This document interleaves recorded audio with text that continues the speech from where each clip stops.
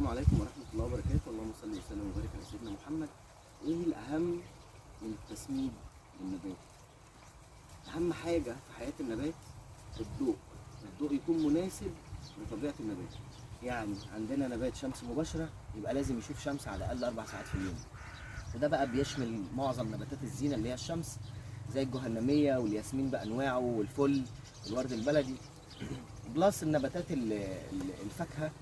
حتى لو حد حب يحط شجرة فاكهة عنده في البلكونة ولا حاجة، يبقى أنا لازم يكون عندي 4 ساعات شمس مباشرة.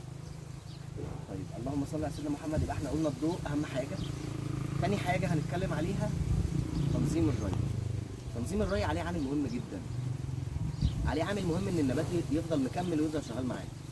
أنا نظمت الري للنبات، يبقى أنا كده بوفر له الرطوبة المناسبة علشان يقدر يمتص العناصر اللي موجودة في التربة.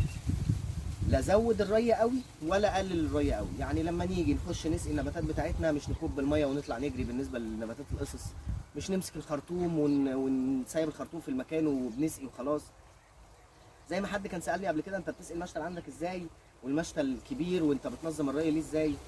احنا بنلف لفه في المكان، بنبص نشوف ايه النباتات اللي عطشانه، ايه النباتات اللي شاربه وتربتها رطبه، وبناء عليه لما بنمسك الخرطوم ونخش نسقي، احنا بنسقي النباتات العطشانه بس، بنسقي النباتات اللي هتبتدي تربتها تجف. يبقى تنظيم الري هو بننظم الري ان احنا بنسقي، وده بيكون على حسب جفاف عمق التربه. التربه رطبه قوي ما بنسقيش، التربه ابتدت تنشف بنسقي. بنعرف الكلام ده ازاي؟ بنقلب وش التربه باستمرار، بنشيل الحشائش اللي موجوده فيها، بننظف التربه علشان خاطر ما يبقاش في حشرات، وبننظم الري للنبات. يبقى الضوء، تنظيم الري، يليهم التسميد والمكافحه. السلام عليكم ورحمه الله وبركاته.